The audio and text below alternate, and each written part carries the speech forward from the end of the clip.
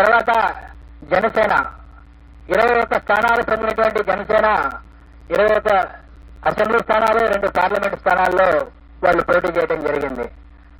Janasena 2 parliament స్థానాల్లో గెలవబోతా ఉంది. అలాగే అసెంబ్లీ స్థానాల్లో పిఠాపురం నుండి పోటీ చేసినటువంటి జనసేన పార్టీ వ్యవస్థాపక అధ్యక్షుడు శ్రీ పవన్ కళ్యాణ్ గారు భారీ మెజార్టీతో గెలవబోతా ఉన్నారు.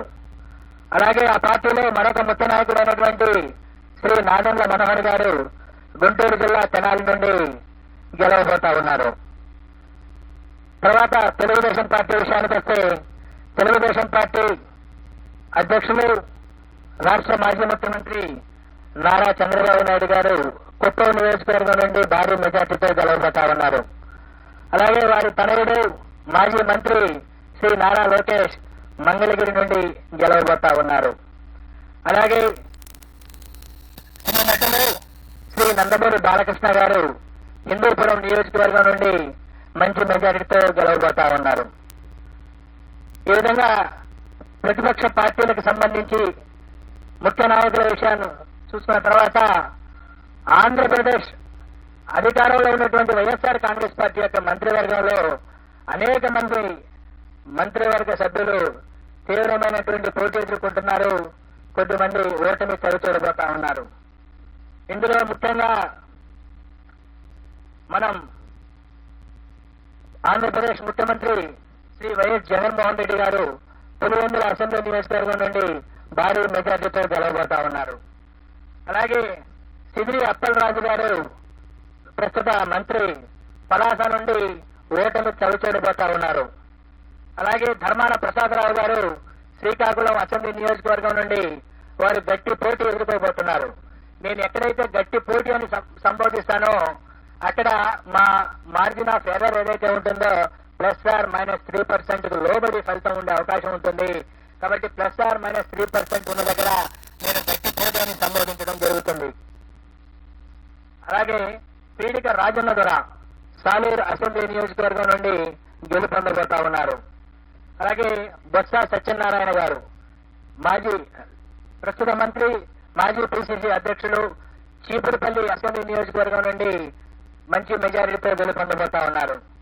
అలాగే గుడివాడ అమర్నాథ్ గారు రాష్ట్ర ఐటీ శాఖ మంత్రులు గుడివాడ అమర్నాథ్ గారు గతంలో అనకాపల్లి నుండి ప్రాతినిధ్యం వహించారు. ప్రస్తుతం గాజువాక నుండి పోటీ చేస్తున్నారు. వారు ఓటమి చవిచూడబోతా ఉన్నారు. అలాగే పినిపే విశ్వరూప్ గారు వారు అమలాపురం శాసనసభ నుండి పోటీ చేస్తున్నారు. వారు గెలవబోతా ఉన్నారు. అలాగే కారుమూరి నాగేశ్వరరావు గారు వారు తణుకు నుండి ప్రాతినిధ్యం వహిస్తా ఉన్నారు. వారు రాష్ట్ర మంత్రి. వారు ఓటమి చవిచూడబోతా ఉన్నారు.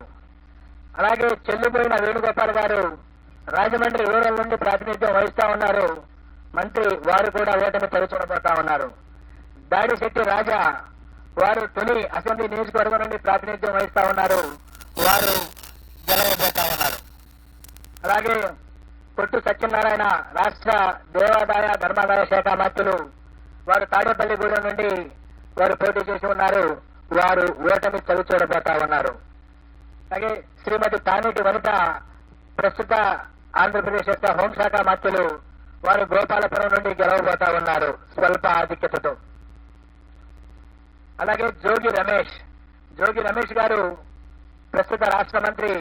వారు పెనమలూరు నియోజకవర్గం నుండి గతంలో పెనమ నియోజకవర్గం నుండి శాసనసభ్యులుగా ఉన్నారు. ఈ ఎన్నికల కోసం పెనమలూరు నుండి పోటీ చేశారు. వారు గట్టి పోటీ ఎదుర్కొనబోతా ఉన్నారు. అలాగే అంబటి రాంబాబు గారు గుంటూరు జిల్లా ఇప్పటి పల్నాడు జిల్లా సత్తెనపల్లి నియోజకవర్గం నుండి ప్రాతినిధ్యం వహిస్తున్నారు. రాష్ట్ర జలవనరుల శాఖ మంత్రులు.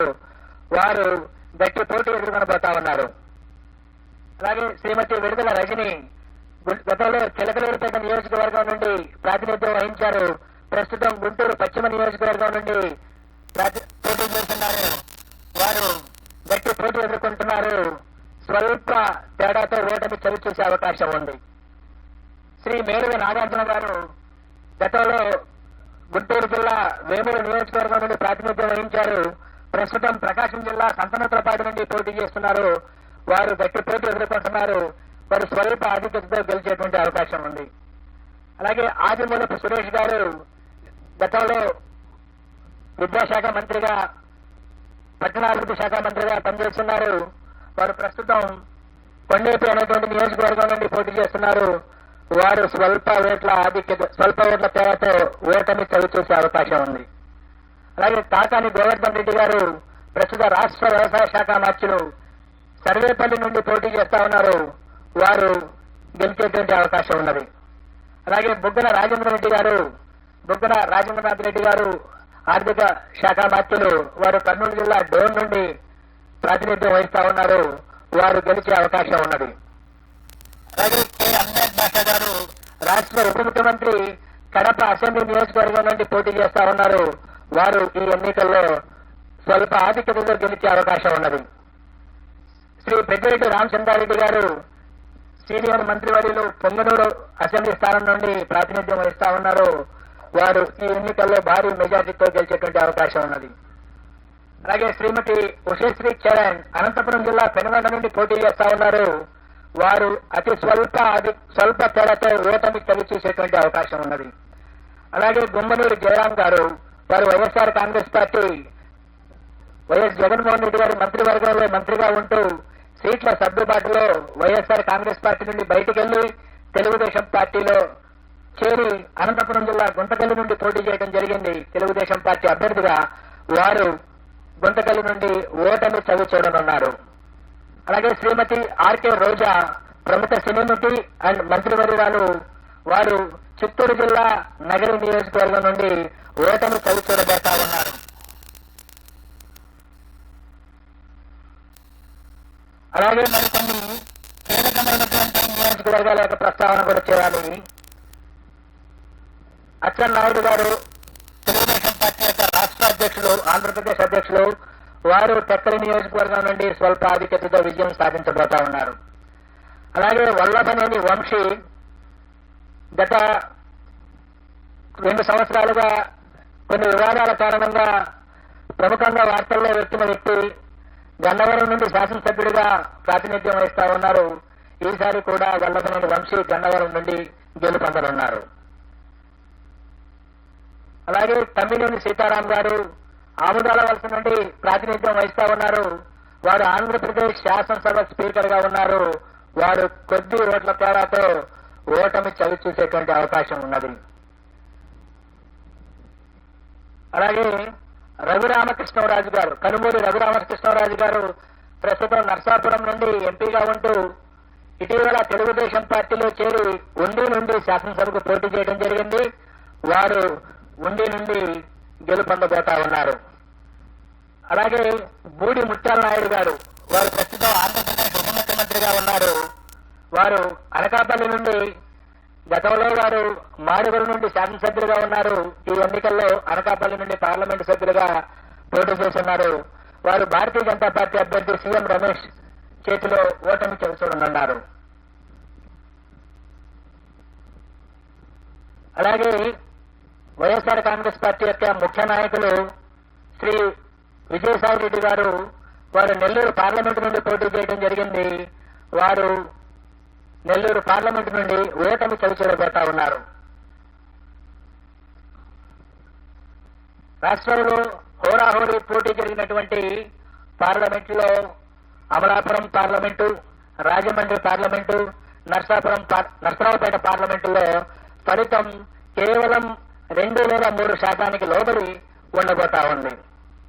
ఈ విధంగా రాష్ట్రంలో ఉన్నటువంటి 4 రాజకీయ పార్టీల యొక్క ముఖ్య నాయకుల యొక్క గెలుపోవటమని మనం చర్చించుకున్న తర్వాత ఈ ఎన్నికల్లో కీలకమైనటువంటి అంశాలను కూడా నేను ప్రస్తావించవలసి ఉంటుంది.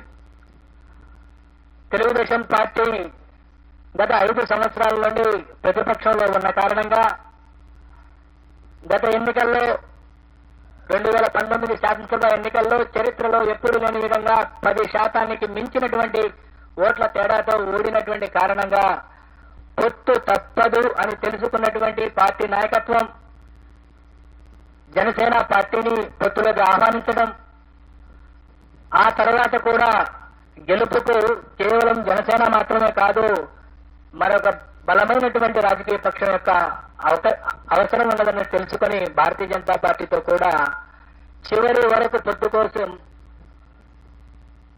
పొత్తు కోసం ప్రయత్నం చేసి భారతీయ జనతా పార్టీని కూడా పొత్తులో కలుపుకున్నటువంటి పరిస్థితిని రాష్ట్ర ప్రజలందరూ చూశారు. ఒకవైపు ఈ రాష్ట్ర ముఖ్యమంత్రి వైఎస్ఆర్ కాంగ్రెస్ పార్టీ అధ్యక్షుడు వైఎస్ జగన్మోహన్ రెడ్డి సంక్రాంతి నాటిగా అభ్యర్థుల్ని 90% మందిని ప్రకటించేసి నియోజకవర్గాల వారీగా, జిల్లాల వారీగా, ప్రాంతాల వారీగా సిద్ధం వంటి సభలను ఏర్పాటు చేసుకుని ప్రజల్లోకి పోతా ఉంటే ప్రతిపక్ష కూటమి సీట్ల సర్దుబాటు, ఆ సీట్లలో ఏ అభ్యర్థిని నిలబెట్టాలి అనేటువంటి విషయంలోనే ఆల్మోస్ట్ నామినేషన్స్ వరకు ఆగినటువంటి పరిస్థితిని మనం చూసాం. అదే కాకుండా గత 5 సంవత్సరాల్లో కరోనా కాలాన్ని తీసివేయగా మిగతా కాలంలో ఈ రాష్ట్ర ప్రభుత్వం అవలంబించినటువంటి నూతన విధానాలు, వాలంటీర్ వ్యవస్థ ద్వారా ప్రతి ఇంటి గడప వద్దకు ప్రభుత్వ సేవలను చేర్చడం ఏదైతే ఉందో, ఇది నేను గతంలో కూడా చెప్పాను. ఈసారి ఎన్నికల్లో అది కీలక పాత్ర పోషించబోతా ఉంది. 71% మంది గ్రామీణ ప్రజానీకం ఉన్నటువంటి ఆంధ్రప్రదేశ్ లో ఏ గ్రామంలోనైనా సరే ప్రభుత్వం ద్వారా ఏదైనా పథకం లబ్ధి పొందాలన్నా, ప్రభుత్వానికి సంబంధించినటువంటి ఏదైనా సంక్షేమ అభివృద్ధి కార్యక్రమం పొందాలన్నా ఆ గ్రామ స్థాయి నాయకుడి దగ్గరకో, మండల స్థాయి నాయకుడి దగ్గరకో వెళ్లాల్సినటువంటి పరిస్థితి. ఈ వాలంటీర్ వ్యవస్థ ద్వారా ఆ పరిస్థితి నుండి మార్పు తీసుకొచ్చినటువంటి వైరాన్ని ఈ రాష్ట్ర ప్రజలు అభినందించారు. ఇప్పుడు ఆపరేషన్ లేకుండానే మోకాళ్లకు ప్లాస్మా ట్రీట్మెంట్. మీ ఆర్థోపెడిక్ సమస్యలన్నిటికీ రోబోటిక్ టెక్నాలజీ ద్వారా తక్కువ ఖర్చుతో శాశ్వత పరిష్కారం. Free consultation. ప్రతి ట్రీట్మెంట్ పై 20% డిస్కౌంట్. ఈ ఆఫర్ కొద్ది రోజులు మాత్రమే. త్వరపడండి.